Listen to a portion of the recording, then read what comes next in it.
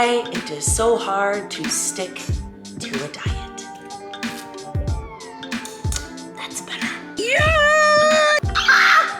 I just spilled my oats. Excuse me. Pardon me. It's game time and I'm up one. Name something I ain't done. Name a body that's my type. Air Jordan, I'll take flight. I'm next level, I'm franchise. To our winner, juliarene. Let me paint you an all too familiar picture. You get super motivated for some goal you have, and you buy all the programs, you eat all the healthy food, you get the gym fit you've always wanted. Then the hard part comes, actually following the plan. Monday rolls around, you eat your salads, you drink your water, you do your workout, you do all the things that you feel are right to get you to your goal. Then you have a craving and you cave. Then one off day turns into another off day, and then Sunday rolls around and you lay in bed and you say those all too familiar words. The diet starts tomorrow. I know you because I am you. I was in this cycle for years. After tons of failed attempts at dieting, I finally found peace and purpose for my body in a newfound lifestyle. Because it's not a diet, it's a lifestyle.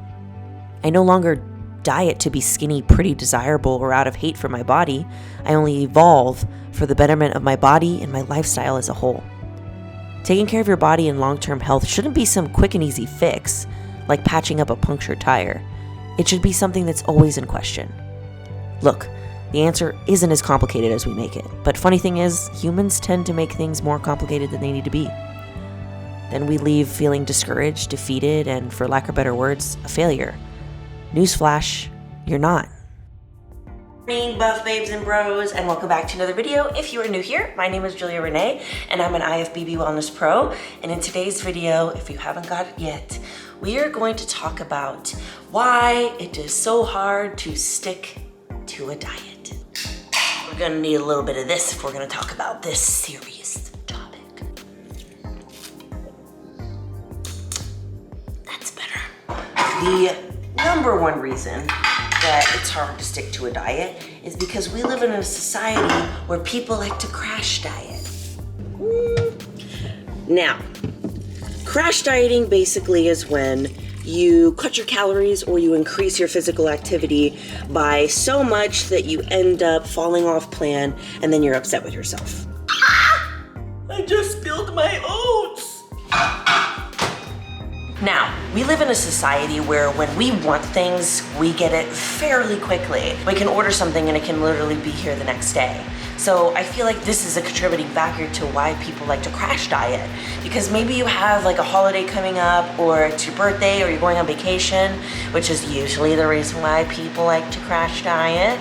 And you want the body and you want it now. Now let me ask you a question. Would you rather sustain your results for a longer period of time, maybe past your birthday or past the holiday that you're going on? Or would you rather them just last a short period of time and then you gain the weight back, or you just stop doing all those good habits? I know what your answer is. So the cycle that I was in for years is that I wanted to lose weight, or I didn't like some sort of my body and I wasn't showing very much love to it, and I would just cut my calories, like literally I would slash them in half, and then I would do an excessive amount of cardio because I was thinking, well, if I go this hard, then I'll get double the results, and more isn't always better. Now, what did this crash diet always lead to? It always led to me overstarving myself, overworking out, and then binging because I was so restrictive on my calories and my physical activity. So it would just cancel out all the work that I had done that week. Whereas if I would have just eased myself into it by slowly getting into cardio and slowly cutting my calories and making these small adjustments inch by inch, I would have been better off further along. Yes, I wouldn't have lost the weight that first week, but I would have kept the weight off. That's the difference. So you know when people say that saying, slow and steady wins the race? Excuse me. Pardon me? I can't help it. When I drink carbonated drinks, I get really burpy. Anyways, you know when they say slow and steady wins the race? That is definitely the case. My advice to you would be to slowly chip away at calories and slowly start implementing these things, because if you go too hard, too fast, and I always like to call it the 0 to 100 mentality, I don't want you to end up feeling like you're a failure when you don't live up to these expectations that are unrealistic. Meaning unrealistic to slash your calories and do so much cardio and expect to be able to sustain that. Think of it like this. I know you can Amazon Prime everything that you want to your front door, but you cannot just Amazon Prime next day shipping the dream body that you want.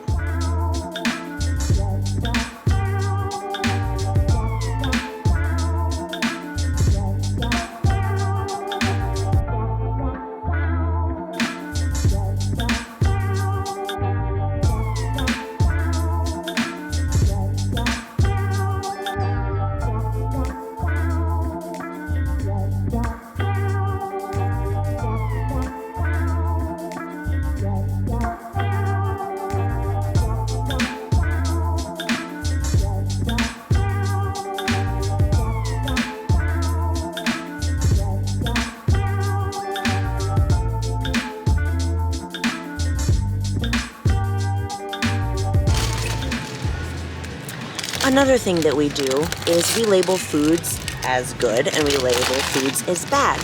So, hey, get away, little thing. Get away, get away. What this does is that whenever you start going back to eating bad foods, you start feeling regretful and shameful, even though you shouldn't, because eating foods like this is just a part of life as well. And we always see things as like super black and white when they don't need to be black and white. We also live in a society where eating a cookie is bad, and not eating a cookie means that you're good. Gave me cookie, got you cookie.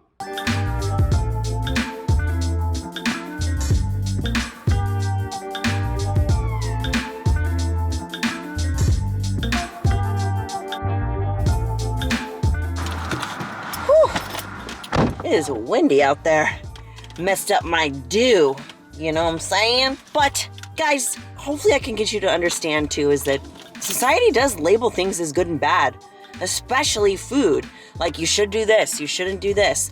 And for me, I want to be able to eat all of the foods. And what really is important is not labeling them good or bad, but more so labeling some as have more than others. Whenever you do have a craving or you want something that's a little bit different than your regular, healthy meal plan, you don't feel any shame and guilt behind it because you haven't put it in a category that is off limits. And I feel like when you put it in a category and it's off limits to you, it's just human nature to want to do it, When someone tells you like, don't go do something, human nature is like, oh really? I'm gonna go and do it anyways. So that's just my opinion on that.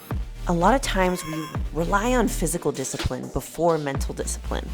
And in hindsight, it's so much easier to go to the gym, go and do cardio, get into that routine. But the hard part is the mental discipline behind it. I love the saying, your mind is going to give up before your body. Look, it's cliche and all, but it's so true. What do you think tells you not to go and do cardio, not to go to your weightlifting session, to eat off plan? It's not your body. It's your mind. You start humoring the dialogue that goes in your brain and you end up listening to it. Even if it's what you want to do and what your soul wants you to do, you convince yourself otherwise. Too many people rush into diets and they go and buy all the equipment and the clothing, they join a gym, but they're never truly mentally prepared for it. During your journey, you're going to have setbacks, and it's what you do during these setbacks that determines your outcome. Being disciplined isn't something that's bestowed upon you. Rather, it's something that is built, just like any other habit. There's this quote I love saying that Ed Milet says, "I'm only disciplined because I wasn't disciplined." And that makes so much sense, because the only reason that I can be disciplined now was because my lack of discipline before. Because I didn't have discipline before, I had to create habits to get me to wake up early, to get me to go to the gym, to get me to eat healthy and fuel my body so that I can perform the best. Look, I know it sounds a lot easier said than done.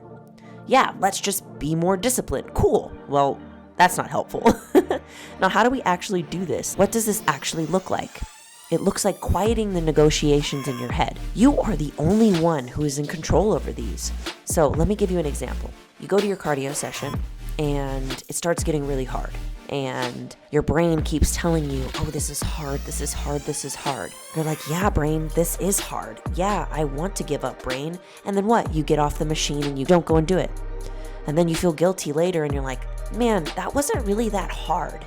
And it's more so not the guilt of doing it, it's more so the guilt of letting your brain get the best of you.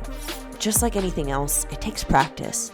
So in order to be better at being disciplined, you have to practice being disciplined.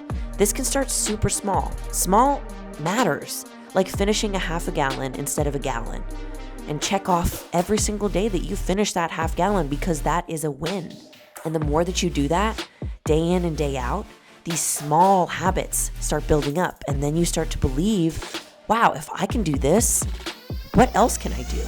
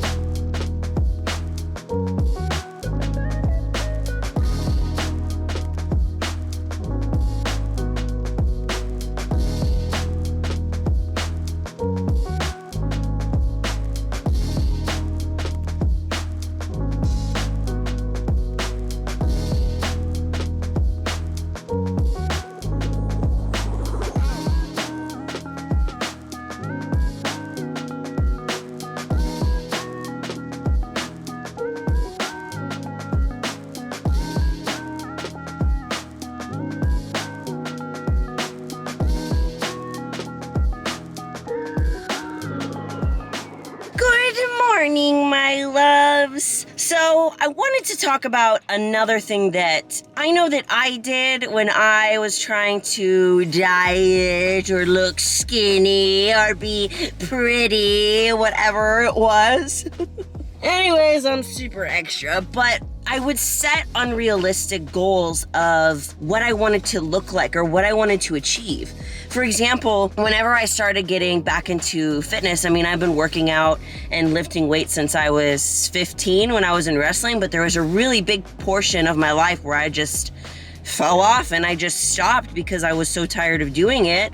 And when I started getting back into it, I just looked at myself in the mirror and was like, this is not who you are. You take care of your body, you take care of yourself, you take care of your mental health. And it was one of those days where I looked in the mirror and I didn't know who was looking back at me.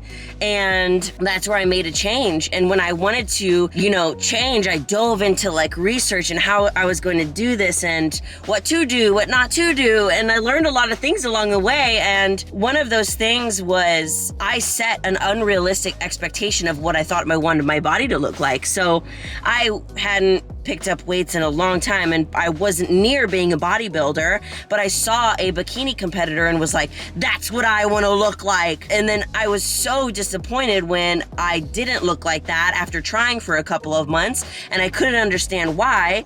And the thing is that you are never in that person's shoes. You never know how long they've been training, what their background is, what it actually takes to get there. So I just saw a bodybuilder and was like, cool, that's what I want. Little did I know now, I'm like, shoot, like how much goes into it, how many years of work.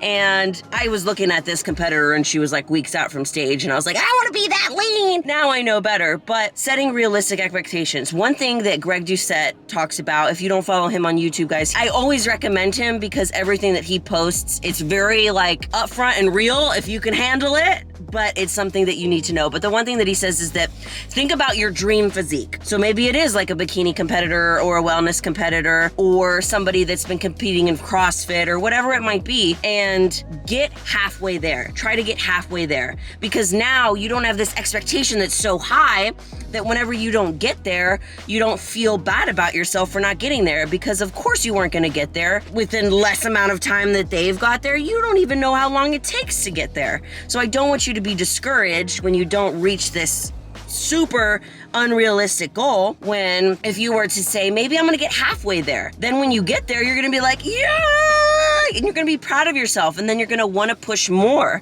and then you can eventually go to a bigger goal. So guys, I hope this helped you. I hope you got some good tips and tricks. Comment down below which one was the most insightful and you liked the best. And as always, I love you all so much, and you are more powerful than you think. Bye!